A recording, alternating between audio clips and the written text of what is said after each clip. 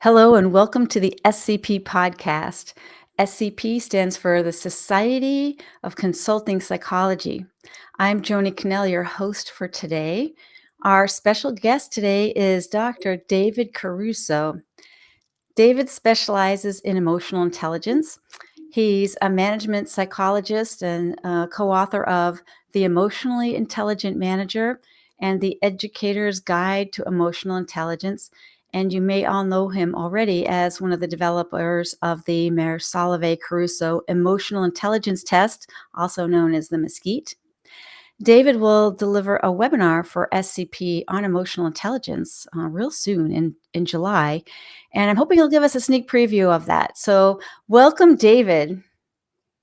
Great. Thank you, Joni. Thank you for doing this, by the way. I know it's a big volunteer effort, and I really appreciate it. So it's great Oh, to well, be thank here. you for that. Yeah, Yeah. it's definitely my pleasure, especially to have a conversation with you.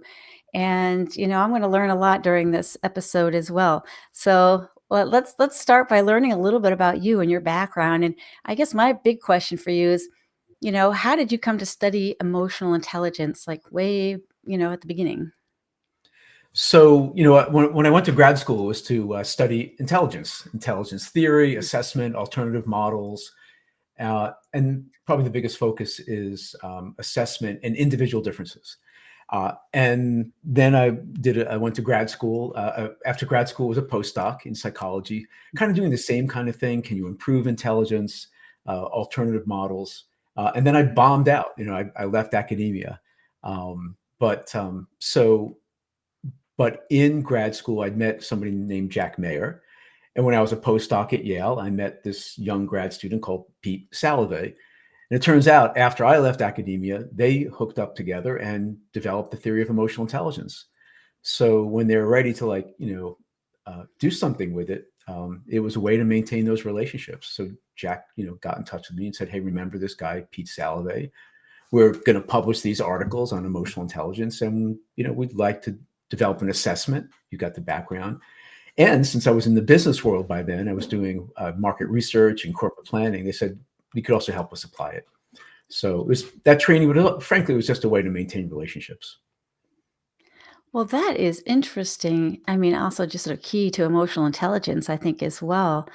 Um, wow. So, I mean, I actually find it very interesting that you started out learning more about other intelligences, I guess would say, like, cognitive ability. So, how is emotional intelligence different?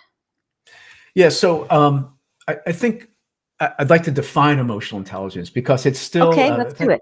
had an article a couple of years ago. I think it was like something about like it's a Rorschach item, right? It's a projective personality test item. Mhm. You know, what is your interpretation of emotional intelligence or the phrase EQ, right? And so, in fact, Jack Mayer and I just came out a couple of months ago in Consulting Psychology Journal with an article on this. And the cool thing, it's open access, so anybody goes in there, you can Oh, great. download it or just email me. But anyway, when people talk about EQ, they talk about things like assertiveness and optimism and traditional socio-emotional attributes or personality traits, and those are like incredibly important. Like no one can deny that or shouldn't. Mhm. But an emotional intelligence should have something to do with emotions and with intelligence. And so the ability model of EI, as we call it, says that it's about reasoning about and with emotions. So it's Mhm. very specific. We do sometimes call it the ability model, and we really try hard to differentiate it from the standard personality trait approach. Excellent. That's actually something that, well, I talk to my clients about a lot, in terms of it being an ability um, and, that it can be developed, I think that's also important. Um, but how is it different from the personality models? I mean, is there a personality trait as well? Yeah. I hope not. I don't think so, right? So Okay. if you, I mean, it's really interesting because if you look at the correlations between, we call it mesquite, as you did as well, Mayer Yeah. Salvage emotional test, and like big five traits, correlations are really low, as they should be, Hmm. right? If they were Okay. high, then you're measuring the same thing, and that's Right. kind of common with other assessments.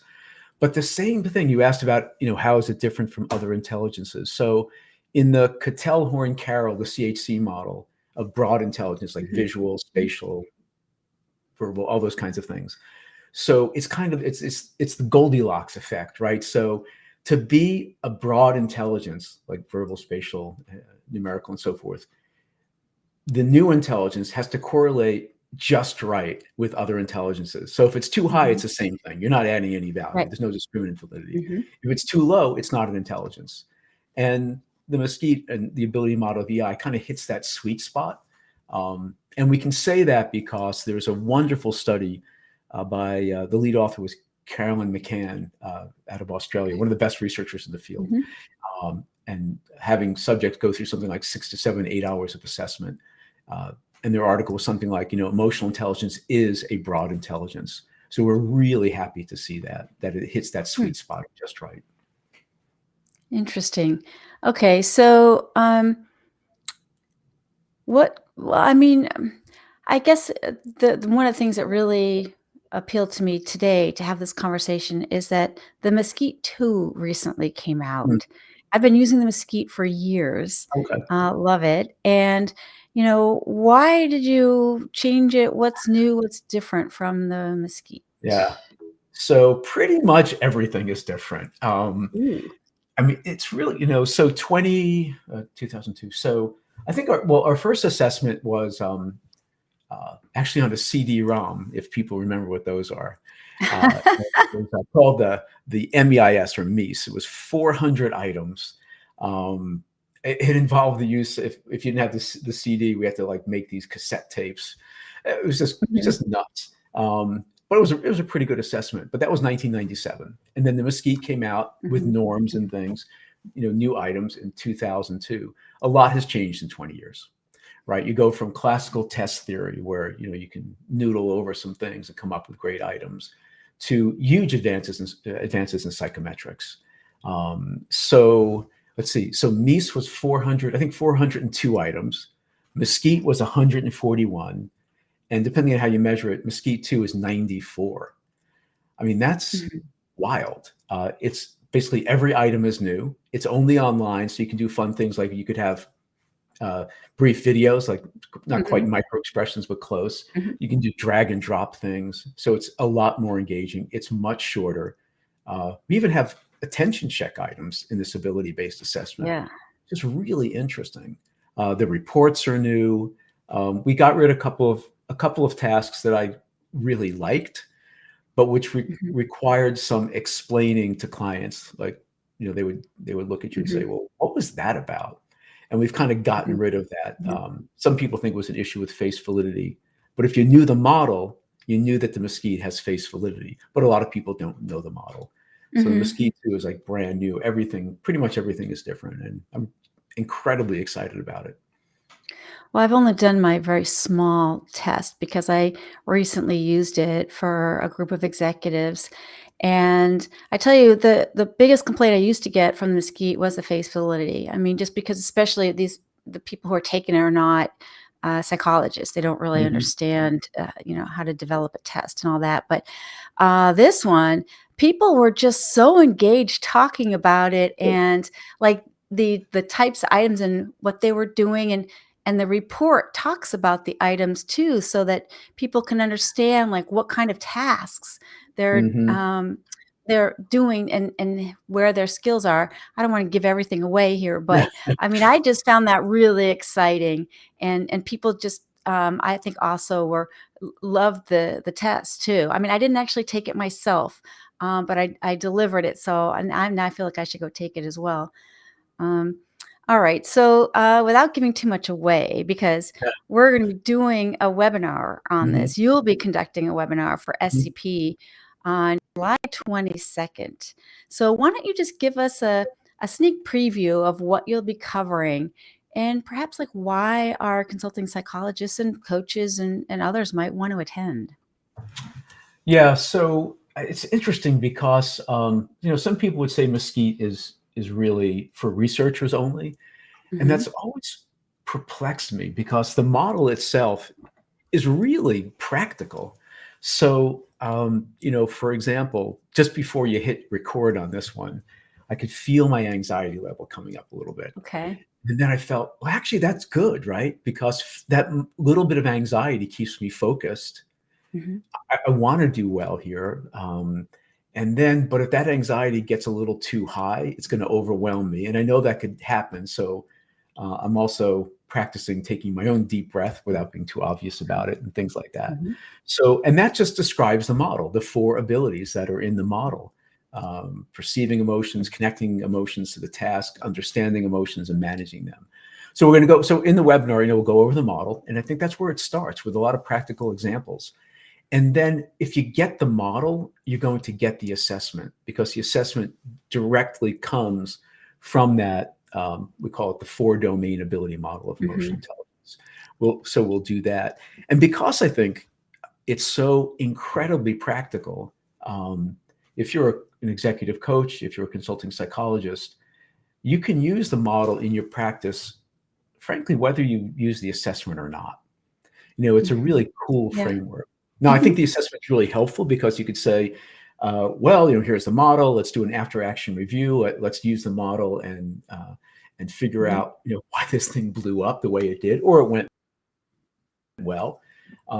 But it's really cool with a client to say, and where the problem was your initial read of the room. It, you had bad information. It was garbage in, Mm. garbage out. And so all of your assumptions, you just went this way when you should have gone this way. And that's interesting because your perceived emotion score in MSCEIT 2 was your lowest score. Right. Um, so I think, and that's what we'll try to put together in, what is it, a 90-minute webinar. So it's, pretty focused, but we'll get on more details on all of these kinds Mhm. of things. We'll also talk about limitations of MSCEIT too, which, some people don't, when they present their assessment, it's like, it's great. And it is great. But we'll also talk about cautions and limitations. Mhm. And, especially with an ability-based assessment, you got to be really careful with feedback because for many different reasons, but especially with an ability-based assessment. Interesting. And so I love it that people can attend the webinar who are both interested in, learning more about the mesquite too, but also, even if they're just interested in learning about the model and, how to be a better coach or Mhm. consultant and working on with emotional intelligence with their clients, you'll get that as well, even if you don't want to do the assessment. Hmm. Yeah, and even just the Yeah. terminologies, just to be familiar with the terms Mhm. and language and things, I think that's really, Yeah. really helpful. So, Okay. Well, let's just take a second here, um, to give some information to our viewers and listeners, about this webinar. You can go to the events page of the SCP website to register, societyofconsultingpsychology.org, and we'll have that in the show notes. But what about people who want to learn just more about emotional intelligence or the mesquite too, or learn about you? How are they going to reach out? yeah, connect with me on Mhm. LinkedIn. I'm not great, but will be there, and that can start our conversations. And then we have, as I mentioned, there is this recent open access article in Consulting Psychology Journal. So if you want a good overview, that's there. And then we have actually one that just came out, I think, a few weeks ago in Frontiers with open access as well. It was a 5-study paper on Mesquite 2 itself. So very, very excited So about people that. just go search for you and they can find articles. Yeah. Yep, or David at Okay. emotionaliq.com. Please email me. I'll send you PDFs. Okay. Um, it's the way I learn. I really like that, actually. So, Oh, good. I want to encourage people to contact me and with questions, with feedback, with Hmm. suggestions. That would be Well, great. that's just fantastic to have all the open access articles so people can go right away and have a look. And learn more. Mhm. Okay, well, I think this has been a nice, short, and sweet intro to the webinar. So, if people want Good. to join in, go to the website, register. We'll see you there. If you've learned how to reach David and read to continue your learning, any last words on emotional intelligence you want to share, David, before we wrap this up? Yeah, just that it's not the most important thing in the Mhm. world, as people have heard, but it's really, really helpful. it's enormously helpful in the how of leadership and management. It doesn't hurt on the what in terms of accomplishing tasks, but it makes a huge positive impact on culture and engagement. It's kind of the people you want to work for, and it's the people you want to work with. Mhm. So I do think it's quite important, and I'm looking forward to the webinar Great. a lot. Thank you for your Well, thank you time. for doing this, and thanks to all of our viewers and listeners. And you can find us at the Society of Consulting Psychology, and we'll see you next time. Thank you, Jenny. Appreciate it.